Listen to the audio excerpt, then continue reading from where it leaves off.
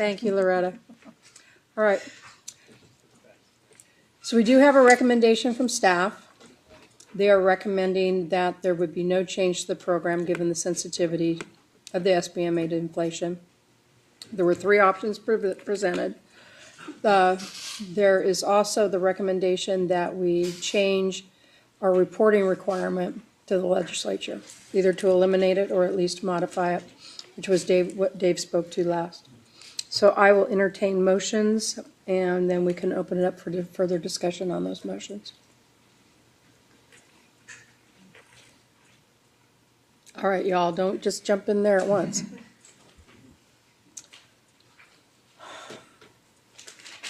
All right, let's start with something easy. How about the staff's recommendation to propose legislation to change our reporting requirement? We'll start with that. Is there a motion on that? You know, I'll make a motion to.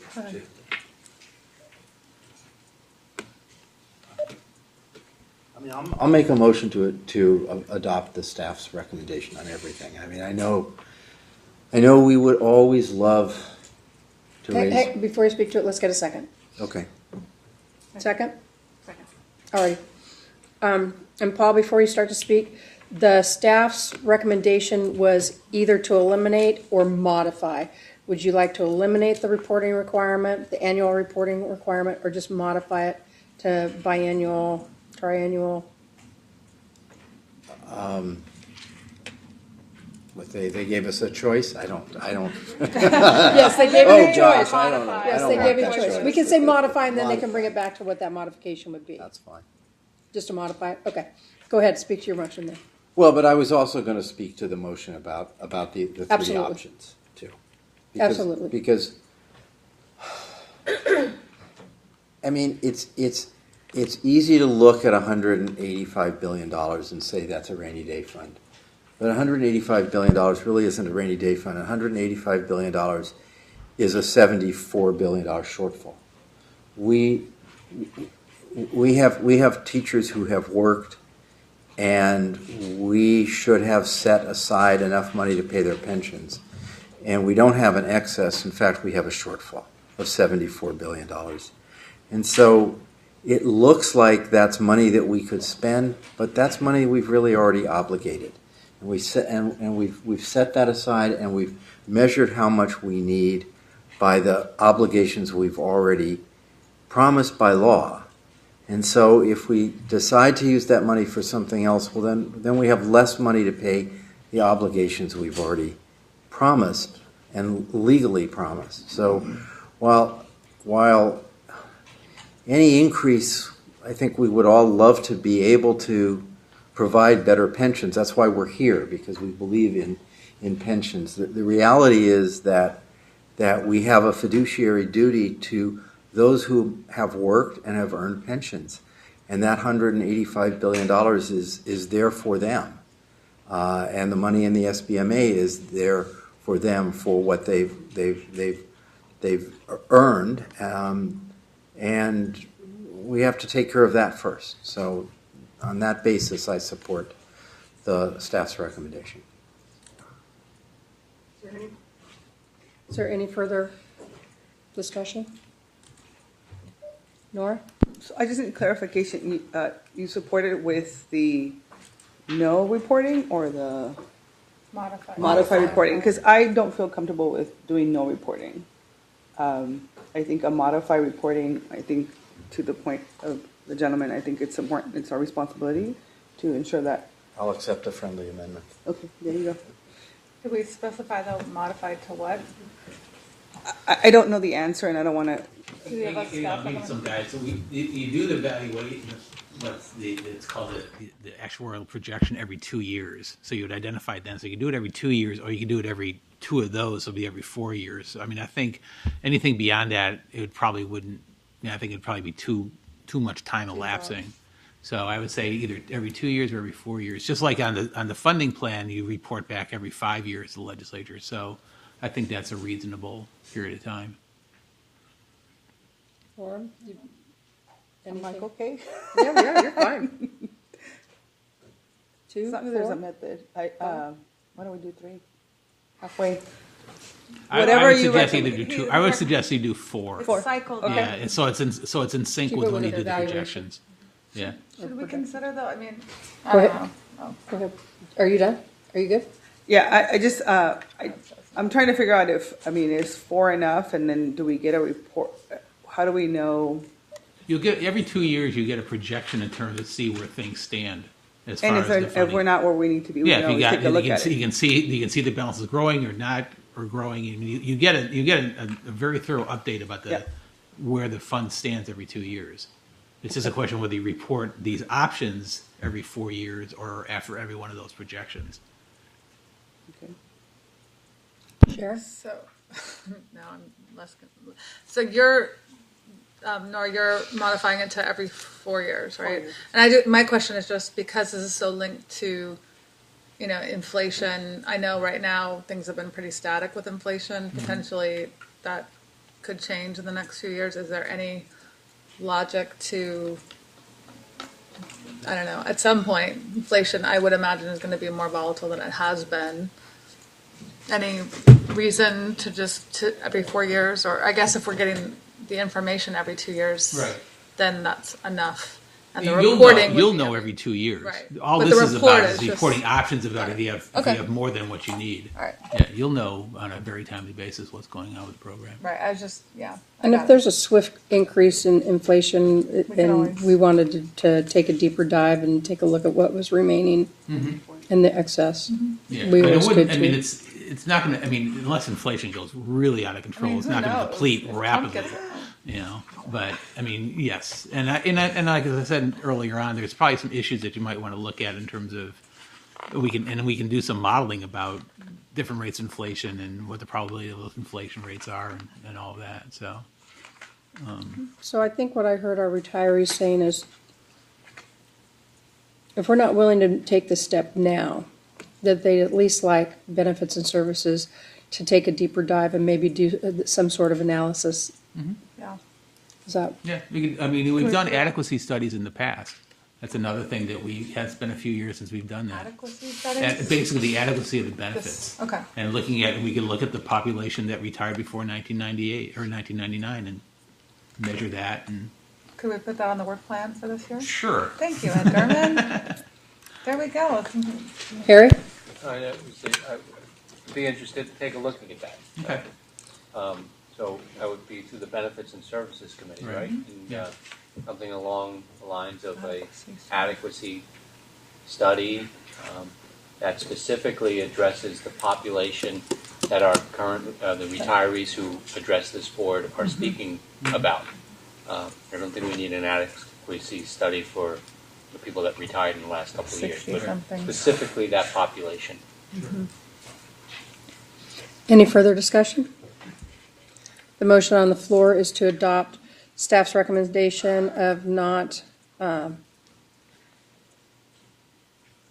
having a change to the program, given the sensitivity of the program to inflation, and then with the friendly amendment of having reporting to the legislature every 4 years. But that will require, would that be part of our technical bill then? well, yeah, we'll bring it back to you when we do the normal Okay. legislation, either in the technical housekeeping bill or in a All right. standalone bill. Any further discussion? All in favor, say aye. Aye. Any opposed? Abstentions? Sorry? So Harry's abstaining. Thank you. All right, I know the next item is also yours, Ed, but I think what I'm going to do is jump to Jack Okay. real quick, because we do have visitors in the room, and we've already had them with us once this morning, and have probably taken enough time out of their day. Very nice of you. This will lighten up the day a bit, so, if you will. First, let me just kind of go in order of the CEO report before I get to our virtuosos behind us, though. I want to remind you that in July, we do have this scheduled as a one-day meeting with the exception of the appeals committee. So hopefully the day is bifurcated between a board meeting that really is just the work plans and the going over the business plan, the organization, and then Chris is organizing an investment agenda with you for the, where's Chris? Down here, for the afternoon. So that's a one-day meeting in July. Also a reminder, this is the last time you're going to be meeting in this room until September. We'll be taking apart the room for the technology refresh. And again, it's been 7 years now we've been in the building, and we've been, Ashish and his team have been very methodically assessing all the technology in the room. We have problems with the microphones as a key example, but there's a whole variety of other things, especially the screens for the audience as well, that could be improved. So we'll be doing that. So in July, we'll be meeting upstairs in the mezzanine level for that one meeting. Then we'll come back in this meeting. Also for you, well, really for all of you, not just the chairs of the committee, we really probably need to do a half hour, 45-minute orientation with you in September because the software you're using right now will be refreshed. And I'm sure there's going to be some differences in how to use it and how to organize your committees and all that kind of good stuff, how to turn on your monitors, all those things. So we'll have to figure that out where everyone's available for a time in the September meeting. I did want to go over with you, if I could, just roughly the offsite agenda. Harry and Sharon started working on this some time ago, wanting to really think it through. And then with the change, I met with Dana and Sharon again just a couple weeks ago to kind of solidify a few things, and they changed a few things. So if I could just walk you through kind of the topics so you can kind of think what we're planning, and feedback for the officers would be great too. But again, the timing was meant to be about a day and 2/3 like you've always done. We changed the location from San Diego to Palo Alto, particularly because one, the San Diego office will not be done by October, most importantly. And number two, frankly, as the agenda worked through, there's a lot of Bay Area speakers. So this would be much more convenient to get people from the Bay to speak with you. Both Harry, Sharon, and Dana stressed they wanted agenda items that created not just experts in the room, but some ability to have interactions and conversation, not lectures, not panels in a formal sense, but interaction. So when I go through this with you, they're meant to spark conversation, but not to suck up all the air around the whole hour, if you will. So we were going to start out the offsite really with some type of blockbuster, big thinker investment person that Chris is arranging. So he's thinking through a couple marquee names in the investment world. But, is Chris here or is he? Oh, now you're in the far back, huh? But I think, Chris, I think if I could, I think Chris has been connected particularly to some global groups around long-term investing, and Mark Wiseman and those types that have been in BlackRock, and all of them have been doing some real big strategy thinking around institutional investors like ours. And I think you're trying to think of speakers in that area. I'm trying to. Loretta Trottenberger is debating. She's my lead right now. I'm thinking of. I scared her. But, yes. No, we are trying. Unfortunately, some of the people the names that have come up have conflicts and have not been able to. That's why we're starting early. All right. So we would start out with that to kind of frame where institutional investing is going in the larger sphere, and then because we are on Sand Hill Road, we would then move to a private equity panel. And Jennifer Erden, I don't know if Jennifer's here today or not, but not? No. But Jennifer from Cambridge is helping us arrange, again, 3 very high-profile people from the private equity industry there that would talk about a lot of the issues you've been debating. And they'll give you a chance to really talk about it, see how to get their reaction to those issues. Then the afternoon is kind of a follow-up to the issues around your investment beliefs and your 21 risk factors. So that has a tilt that way. Chris went over with you the chronology of those conversations. This particular offsite then fits on that chronology with the stakeholder relationship.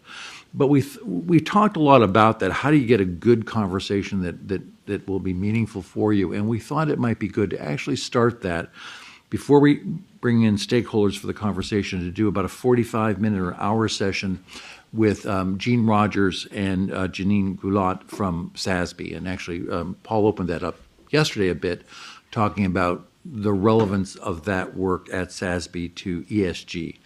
And again, I want to particularly add a little bit to that and differentiate it from what I'm going to talk about in a minute from our sustainability report.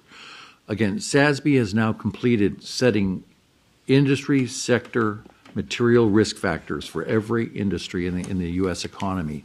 And the theory would be that businesses would assess these material risks and disclose them as part of their regulatory disclosures for material risk. I think this is a very good way of starting the conversation because it has One, it links directly to our role as investors at looking at material risks. It links to a legal definition of material risk. And it really creates the business connection to sustainability. It makes it relevant to what we do as investors. So Jean and Janine, who some of you know from the investment world, are very effective in that message. And then we pictured two different stakeholder groups, or whatever we want to call them, panels. One was, and Ed is going to meet with our stakeholders that meet with us here in the room from the educational sector, all the groups that regularly are here talking with you, and see who would be interested in having that conversation with you around the risk factors and the investment beliefs. And then we pictured a second panel involving some of those that also come to your boardroom, but more the NGO community that is becoming so outspoken around these types of risks. So it's a little different angle than our actual constituent member groups that are obviously embedded in our system with us. So it's an ambitious day, and it's a hearty day of things, but I think you'd find it very meaningful to have all of those things in the day. The next day we had pictured, if we can find the right person, I've got someone I'm focusing on, but a futurist around pensions and longevity, and trying to look at that area. There's some great thinking in that area going on. I think that might stimulate our thinking about our own benefit plan and where things might evolve over time. So we'd like to keep that theme of like big change thinkers in the agenda for the next morning, and then we'd have to move into the more traditional agenda that you always do around the evaluation of yourselves and the CIO and the CEO positions as well. So that's a full day and 2/3. Hopefully that sounds reasonable. If there's anything you'd like to, speaker ideas you've got, just. Yeah.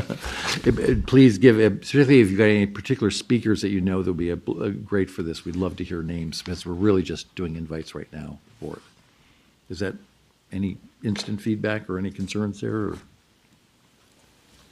Good? I know you're tired. Okay. It's okay. It's okay. I get it. Mountain House.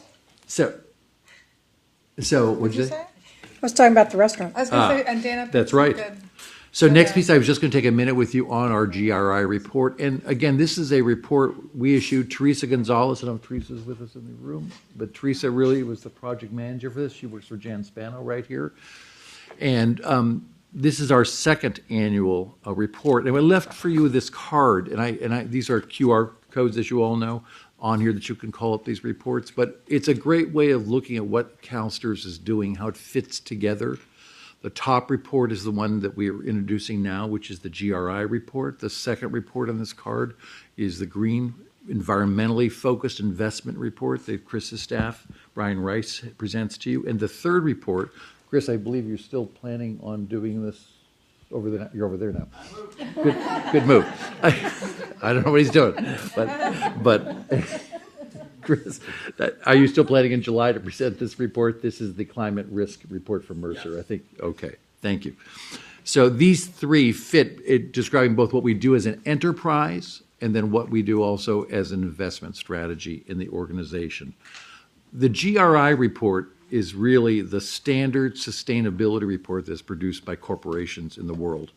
In the non-U.S. part of the world, particularly, it's become the report to do for major corporations, and it's growing in popularity here in the United States as well. But it is very different than what you're going to hear at the offsite from SASB. You shouldn't even, these are not redundant things at all. This report is having your stakeholders, your employees, your staff give input on what we call matters of interest and importance, and then those become the focus of the report. So I'm just going to show you 2 3-minute videos that are highlighted here in the report. For the first time, we've embedded videos in this. In fact, Jennifer Baker did a nice one for us from a stakeholder perspective, and you'll see quotes in the report by some people that are critical of the organization. This is meant to be a report that's authentic in talking about issues around sustainability. It's not a public relations report at all, but talking about matters of importance to CalSTRS and how we deal with them. And I think if you look through the report, which we put there with you, and just look at the table of contents on page 3, you'd be surprised. This is not what most people think when they think about sustainability. They think about environmental initiatives, they think about recycling. But really, when you define sustainability in the broadest sense, you're going to see on here the issues you talk about all the time. Retirement security, the quality of the employees that we hire here, stakeholder engagement. So the GRI format is a very different approach to thinking about sustainability than we normally talk about here in the boardroom. So let me just show you two quick videos. One is from Cassandra, kind of talking about the organization, and a great one from Chris. He's back there now. That is very punchy. So, so can we just load those for the board members, and we'll just show those. Thank you. As the world's largest educator-only pension fund, CalSTRS is responsible for the financial future of hundreds of thousands of educators and their families. This is an enormous responsibility, but it's also a tremendous opportunity. We want to be sure that we're around for a very long time. To safeguard our longevity, we employ a business strategy based on sustainable principles. These strategies encompass environmental, social, and governance elements in all areas of the organization. For instance, we've deployed proactive, creditable compensation guidelines and monitoring. This ensures we maintain the integrity of benefit payments and reduce spiking. Also critically important are vigilant information security practices, protecting our members' sensitive data. We're committed to member retirement readiness and provide engaging benefit planning services through our 5 member service centers located throughout California. And of course, everyday environmental practices of CalSTRS employees, such as recycling, composting, using alternative forms of transportation, and conserving water, contributes to the protection of California's natural beauty and resources. These are just a few of the sustainable business practices that we endorse to accomplish our mission of securing the financial future and sustaining the trust of California's educators.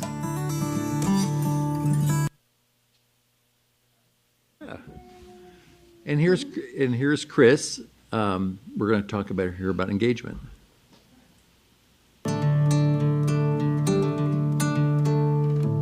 Divestment is just like quitting.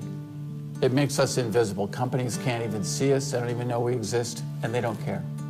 If you want to bring about change, you have a dialogue with somebody. We can explain our point of view, and we can listen to theirs. That dialogue, that is corporate governance engagement. That's what we're all about. We educate the company on our concerns. And after all, isn't that what CalSTRS is all about? It's about education. That's how we're going to make a difference. Good, huh? I know. No teleprompter there. Very. Yeah, but I mean, again, I think we all realize the value of a good 2 or 3 minute video here, and that's both of those were, I thought, exceptional in what we do. So we have. Oh yeah, for sure. So we have a variety of those that spruce up the report throughout the report on different topics to give more life from our members. So hopefully you'll take a look at this and see just what a great effort the organization is doing on an enterprise basis around sustainability. So let me turn to the best part of the 2 days here with you. And we have 8 very important people in the audience that I want to introduce to you. And these are our annual virtuosos. And Nora, is this the first time you've been here for this? So, you know, I can't. The board members have heard me say this before, but we have an exceptional employee recognition program here. It actually won the best program in the was it the world or the United States? Big, whatever it was big. I can't remember now, but we've been doing it for a few years, and there's all types of layers to this recognition we do at CalSTRS. If you walk through the building, you'll see balloons and a whole variety of things that we do around recognition. But at the end of the year, we have a nomination process for really the employees that were absolutely superior in their contributions to the organization and exhibit the core values. Because, again, for all of us here, around ethics, transparency, all the things we do, we view the core values as the nexus of our activity. And it... That's right. So today we've got 8 individuals that I want to recognize and ask them to stand up and stand until I get to the end, and I'll introduce each one of them. But here we go. First, we have Sharon Davis that works for Lisa here at the Administrative Services Branch. Yeah. And Sharon works at the administrative branch, and she is our ergonomics coordinator. She schedules, conducts all the evaluations here for the staff, which is obviously so crucial to their health and wellness in the building. Next up, we have Sapna DJ. Where are you? There you are. Now I'm going to read what she does, and if any of you can repeat back to me what this is, that would be helpful. As the interface and bridging lead for the Pension Solution Project, she is responsible for the technical leadership with respect to establishing various interfaces and temporary bridges between existing legacy applications and the new pension solution. Yes, we know it's hard, whatever that is, but it's hard. Vaishela Dworka. Are you right there? And Vaishali serves as the lead business analyst on our continuous improvement team. And we've had this team in the organization now for a number of years, and they're really helping all the business units figure out how to improve business process, which is obviously so important in a production organization like this. Next, we have Andrew Furco. Andrew, you're right there. And Andrew is a staff information systems analyst in our technology services branch. He is the lead coordinator for our member services project. So he's making sure all of our technology is working throughout our regional system of offices. Next up, we have Kathy Halstead. Kathy, where are you?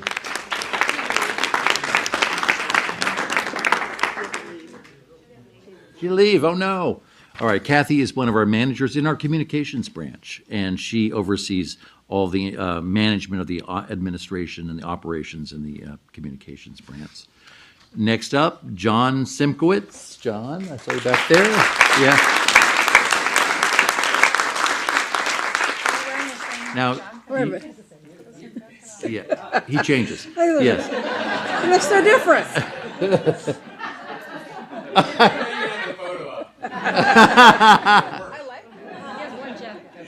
Very good. That's very good, John. Now, you all have grown to appreciate how complicated this benefit structure is, and especially those of you in the appeals committee. You know the nuances of this. John is an expert on this complex system and really works on some of our most difficult, sensitive legislation, preparing those analyses for you. Next, we have Jan Spano, one of our senior leaders here. And Jan's responsibilities have greatly expanded these last couple of years. And Jan not only has been overseeing our strategic planning process here, we've moved her research and survey analysis under her, so she's doing the research reports for you, as well as internal surveying and surveying of our customers. And she oversees the sustainability report that we just talked about here. Cool. And then finally, Michael T. Wilson.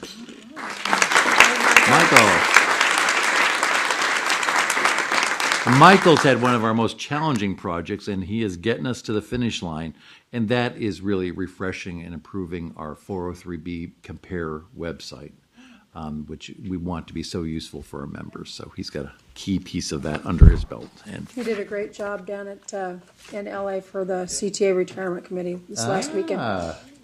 Very good, Michael. So again, we are so indebted to these individuals for really making CalSTRS a success, and I'm glad you get to see them and appreciate just all that they do for us. So.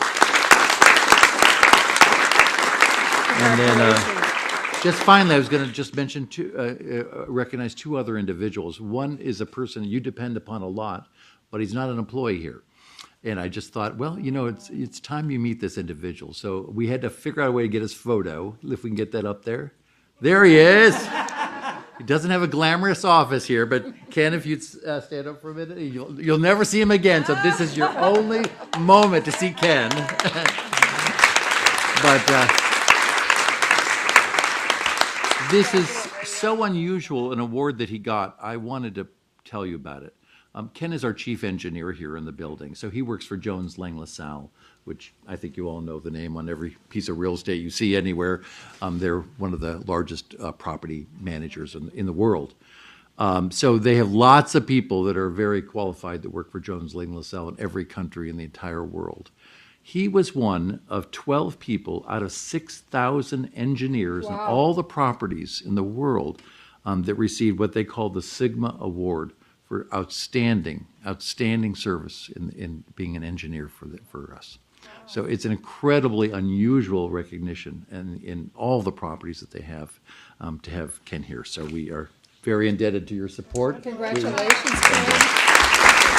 Oh, and the rest of the team's right over here too. Oh, there see all you guys out there. So there's the rest of our JLL team here. So that's Good job. So when something goes wrong in the building, we call him? Is that That's right. That's right. And then lastly, we've got a promotion to announce to you. It's another key director position in the organization. And I want to make sure you know her already, but Melissa Adams. And Melissa has been promoted to our Director of Disability and Survivor Benefits. Congratulations. You know, and I tell you, of all of the positions that we have here in management, this one requires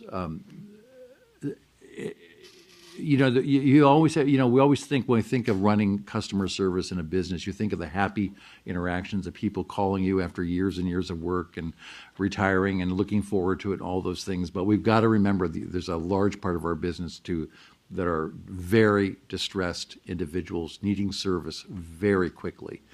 And you've got to command a body of employees that come into work at 8 o'clock and someone calls and they say, my spouse died and I have no idea what the benefits are for our family. And you've got to motivate your staff to take that call, and you've got to motivate them to take the call at 5 o'clock when they're going home to their families. And, just all of us here in CalSTRS have to respect the work of this division and the leadership that it takes to pull this off, because it's a tough job. Melissa's been with us for quite a bit. When I started here, Melissa, you and I worked together. She was in human resources, so she's had a progression through a variety of positions for us. So we're so pleased to have you in this role. So that's it. Thank you. Congratulations again to all of you. Alrighty, Ed, we're back to you. Item 5 is a amendment to the board's actuarial valuation policy. It was a policy that you adopted the last couple of years to implement the funding legislation in terms of establishing the policies by which you adjust the employer contributions and the state's contributions. And after that was adopted, we've had some further discussions with the Department of Finance and the administration. And in one of the provisions, as you recall in AB 1469, the funding legislation, it provides for increases in contribution rates paid by the employer, by the state, and by the member. And beginning next year, you'll have the authority to adjust the state's contribution rate. And beginning in 2020, you'll have the authority to adjust, or 2021, you'll have the authority to adjust the employer's contribution rate within constraints that are imposed in the statute.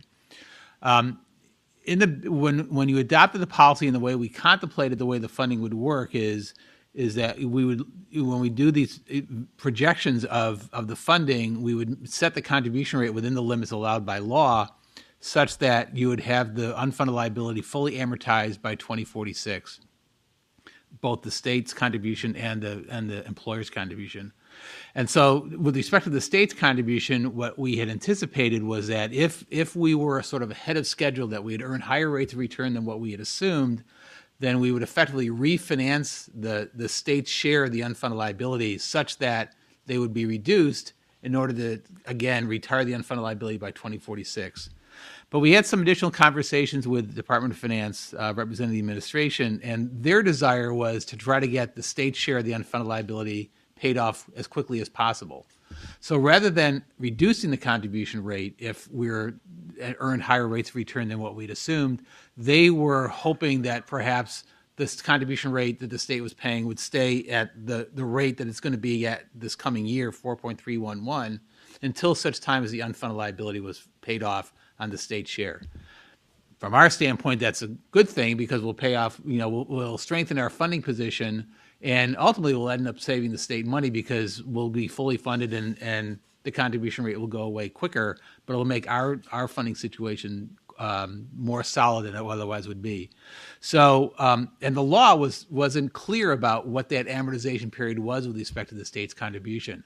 So as a result, what we're recommending, consistent with what Finance was requesting, was that you modify the board's policy such that the state's contribution for the unfunded liability be at least 4.311% until such time as the unfunded liability on the state share of the unfunded liability is fully paid off. And then the law would provide that the state's contribution rate for the unfunded liability goes to 0. If it comes back, then it starts to incrementally increase each year. There are also some technical amendments to address some of the language in the board's policy that we're also proposing to be amended today. But with that, I'd be making that recommendation. I'd be happy to answer any questions. Are there any questions of Ed? Go ahead, Paul. So you said it goes to 0 and then it incrementally goes back up? Yes, if we retire the state share of the unfunded liability, then the state share, that supplemental contribution they're now paying will go to 0. And then if the unfunded liability on the state share if goes the unfunded liability right, reappears. then it starts to come back up Thank again. you. Yep. Okay. Anybody else? This is an action item. It's been moved and seconded. Any further discussion? All in favor say aye. Aye. All opposed nay. Any abstentions? All right, we have approved that. Thank you, Ed. Moving right along. Graham, are you up first?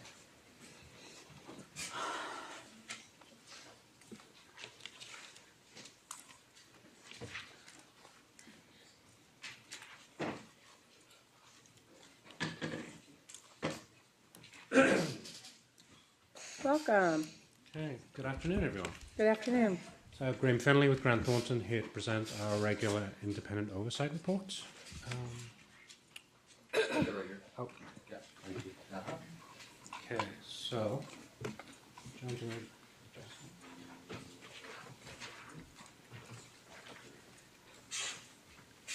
we'll start with our pension solution. When we were here in April, we pointed out that, sort of talked about the status of the various phases. We pointed out that phase 2 was somewhat delayed and we didn't anticipate it completing at the originally anticipated date. Back then that was in late April. So that's occurred. The phase is not yet complete, although the project did achieve somewhat of a milestone last week in that they resolved, I think, the final major issue remaining around the decisions on the functional rollout strategy for the project. So that was sort of the one big decision that had left to be made. So that clears the path for the resolution and completion of that phase. So the focus really now needs to be to wrap up those deliverables, get them completed, and we anticipate that can happen by the end of this month. So at that point, the focus really moves to phase 4, which is really this is the real work of actually developing and implementing the software, and release 1 of that software. So that work is already ongoing. Our focus is going to be over the next several months, and we'll be talking about this quite a lot, I anticipate in September at the board meeting, at looking at the plan and the progress in phase 4 to make sure that the plan for functional release 1 in particular is realistic and achievable, and that the things that are being tracked in terms of monitoring progress on that release are actually good measures and are measuring real value, so that when the project is describing to you the plans for progress and when the implementation dates are going to be, and they're describing where they are in terms of progress towards those implementation dates, that is based on good, solid information and is a sort of reflection of the reality of the value that's being delivered. So that's really going to be our focus over the summer and into the fall. The other thing that we're spending some time on right now is looking at some of the core project management processes, risk and issue management, change management, and so on, to make sure that they've got the level of sort of rigor and discipline applied that's necessary for a project of this size and scale. The project has sort of learned some lessons over the last several months as they've got into the real development work, and we're looking to make sure those lessons are applied. So as we're heading into probably some of the more complicated technical work on the project, that the appropriate project management processes are in place. So that's really going to be our focus. Any questions on that? Okay. Very quickly on data prep. So data prep is basically on track. There's good collaboration between the data prep team and the pension solution team, and that pretty much done most of the work they needed to do to prepare at least the basic issues for Release 1, and then now moving on to analyzing the data issues for Release 2. So at this point, the project is basically doing what the intent all along was, that it was helping the pension solution project prepare for data conversion, so that data conversion would occur more smoothly than might otherwise have been the case. That's my comments in summary. Any questions? I don't have anyone in my list. Okay. All right, John?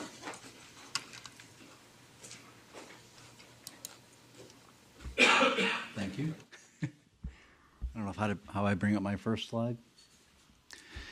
So my name's John Lemelin. I'm with Maximus. I've been asked to share the results of our work for the last couple months since our last meeting, and specifically share the results from our first in-depth initial IVNV assessment report. Now, before I start, I wanted to draw a quick analogy because I was talking to some board members this morning over a cup of coffee, and we all use QA and IVNV and lots of terminology. So I want you to think of Maximus as your doctor or your nurse. Our job, independent from the project, is to look at the vital signs just like your doctor would take your weight and ask you if you smoke and take a blood sample and check your cholesterol. That's exactly the kinds of things that Maximus does for this project. So we're going to give you a monthly snapshot of the health of the project. We break the general health of the project up into 10 categories. And within those categories, there's 158 specific things that we look at and look for. The report that I'm going to summarize for you today is about 117 pages of narrative. So there's lots of detail behind what we're talking about, but this truly is, kind of your nurse, your monthly nurse check-in with the nurse. So I thought that might be helpful or interesting. No more acronyms. So the overall health or overall risk level of the project we identified as yellow, and that's on a standard stoplight kind of dashboard. Very simple. Red is like your check engine light. There's something wrong or there's something missing. There's something that needs some attention. Green is you're good to go. Autopilot, everything's good, and basically everything else is in the yellow. So it's proceed with caution. There are risks that we've identified, and we're obviously working with CalSTRS to address those risks. Of the 10 areas that we focus on, we've got, as you can see, we've got 2 red, 5 medium, and 2 low, and 1 is not appropriate at the moment because it's operations. So before I go into any more detail, I do also want to say that a big role for IVNV or Maximus as your doctor is not just to tell you where your cholesterol is high, but also identify things that are going well. I mean, you're walking around the building at lunch every day. That's a good thing. And so part of our role is to identify the high cholesterol areas, but also part of our role is to identify the things you're doing right. And from my standpoint, and I think I said this last time we were together, one of the most important parts of a project and the most important indicators of success is a committed team. You've got a very committed CalSTRS team. You've got a very committed Team CGI team.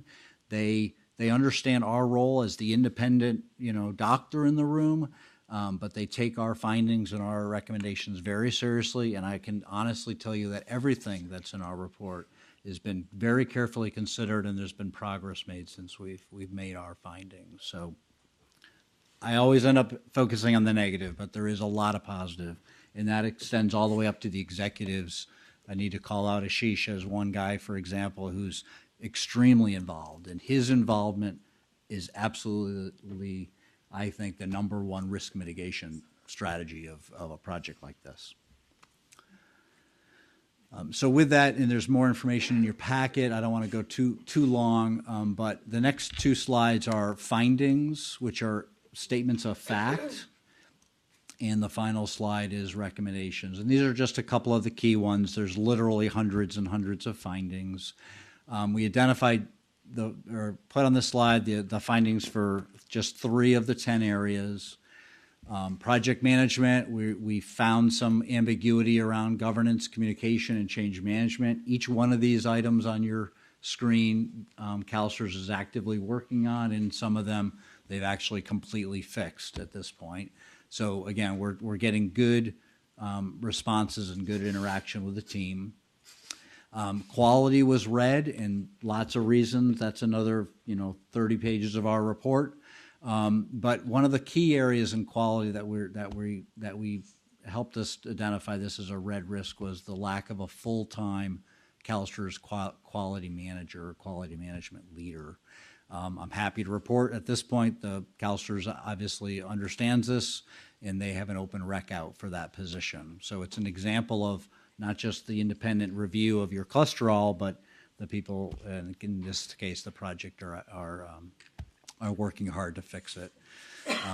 The last area, which was also red, was software development, and you'll remember last time we presented, we did a detailed deep dive of one of the documents, the SDLC document from Team CGI. We were very critical of that. I should tell you I'm a pretty hard grader, and my kids will vouch for that. But again, on that one, we did a detailed review of the SDLC document. It was dramatically fixed. We've re-reviewed it. It's in much, much better shape, and I believe it's now been resubmitted for official review and approval. So a lot of very good progress on the areas we identified so far. So the last slide is some of our recommendations, and this is just a reminder. We go in each of the 10 areas and each of the 158 items, we go through and identify findings, statements of fact, risks, things that we are trying to predict are maybe issues in the future, and we also make specific actionable recommendations across all 158 categories. So try to be part of the team, but we also make sure that we keep independent and provide as much help and assistance as we can to mitigate risk. Joy? Thank you. Thanks. Thank you very much for the report. I guess I have maybe a request for future reports. Yes, ma'am. When I looked at the write-up that was in the board book, I saw the sort of red, green, yellow overall risk assessment that you included, and I couldn't figure out. I was trying to determine why those two areas rated red were red, and I looked at the recommendations, and you can kind of try to extrapolate from the recommendations what the underlying concerns were. But if you were to include even just what you summarized as your key findings in your presentation in the report, then I wouldn't have to guess. Good point. We'll take that. Thank you. Thank you. Nora? And I think just to add to that is just, and I'm not, a dashboard that says this is taken care of, this is taken care of, like sort of more of a checklist. I think that would be much more simple to, in a more transparent way. So one of the things that we can add, this is the initial report, so there's only one set of colors. What we typically do is we'll have a little bit of a history now as we present more and more to the board, so we can not only highlight the reasons, the drivers for the reds, which I think is a great suggestion, but we can also show more of a trend, and we'll be able to show monthly how things are trending. And if things are red, but they move toward yellows, and yellows move toward greens, that's obviously very good. And if they're, on the other hand, if there are things that look like they went from green to yellow, that may be something worth looking more at. So we can help in the future for that. And without getting into too much, it's not so much, I don't want to see, red, red, yellow, red, but it's more if it's red, this is the plan to get it to yellow, right? I mean, so to me, that's the piece that's important, because some things may take a year, some things may take a month, and, my sort of perspective is I just want to know if what I'm looking at is, should I be worried or should I be, it's good, it's being handled, it's taken care of, and it's moving forward. Thank you. Thank you. So Brian, you have a questioning look on your face. I'm sorry, it may be because I'm tired. I just want to see if I need to clarify this. So you have a color rating, and then I heard John talk about some measures that have been taken. So is this the current, are these still currently red? I thought I heard, oh yeah, but you're doing so much better, and I've heard some other, so I just want to see what the board is seeing now. Is it, we're still seeing red on these two items? From the Maxima standpoint, yes, those two are both Okay, red. they're both still red. Yep. Although there's been some mitigation where you're still concerned. Yep. Yeah. Okay. Yeah. But what I was just trying to note is that these are taken seriously, which is important, and there's active steps underway. But I'm a hard grader. I'm not going to switch it to yellow until I actually see the results of that work. Make sure my board is aware that these are still red. Yes, sir. Absolutely. All right, anyone else? Gentlemen, thank you so much. Thank you. September, our next check-in. We'll see you then. All right, we have our consent agenda in front of us. I do want to pull board education out, and the write-ups for our committees should be in front of you. So just on the board education, number C, or letter C, you have 2 revisions. So the most recent revision would have Harry and I both going to the NCTR trustee workshop in July. I wanted to let everyone know that CII has opened up their registration. It will be September 28th through the 30th in Chicago. We can approve those in July, or if you want to get started on that, if you think that you're going to go, we could probably start that process right now if you want to have the board approve it. Anybody for CII? Joy is a. Okay. And Let's put let's Joy. put her in and then we can.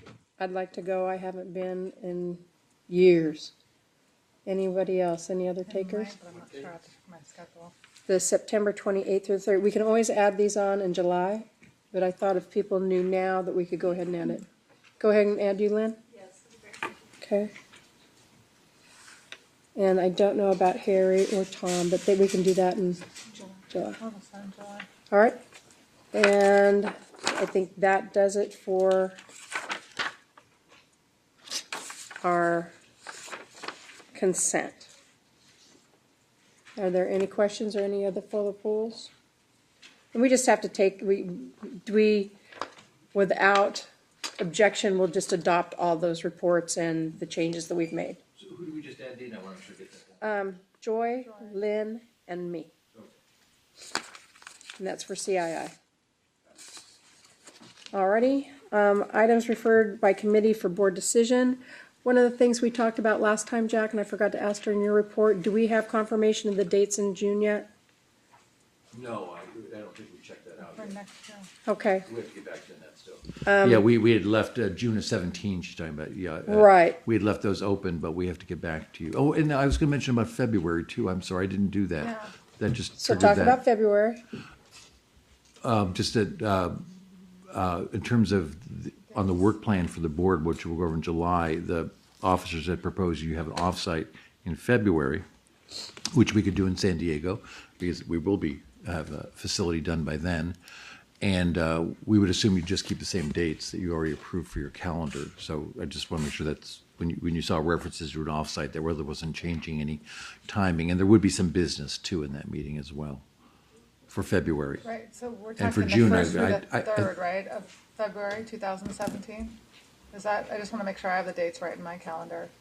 I'll have Right? to call up the website. February 2017, I have blocked out the 1st through the 3rd of February. Is that right? Okay. All right.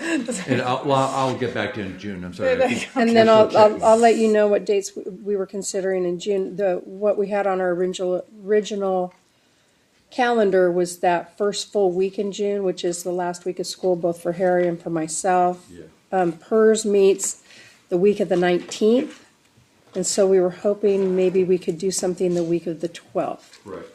We just have to clear up holidays and all those things that happen, always. Will. Just so you have that. Already? Anything else? I don't think we had anything else come from any other committees. Information request, Jennifer, do we have? I'm sorry. Oh, before you go there, Pat, I am so sorry. I even had written your name down to come back to you. I am so sorry.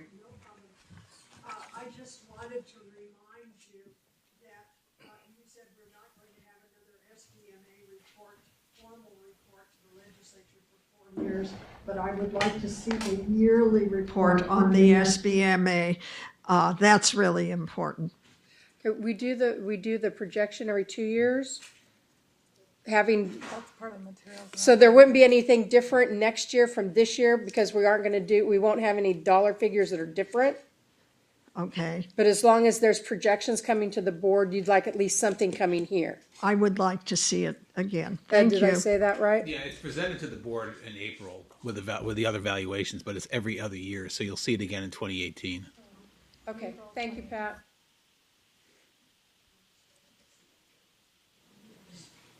Alrighty, Brian? We had two committee reports where committees took action, Oh. recommended action. The Alrighty. we Comp better go back to Committee those and then. the ARM Committee.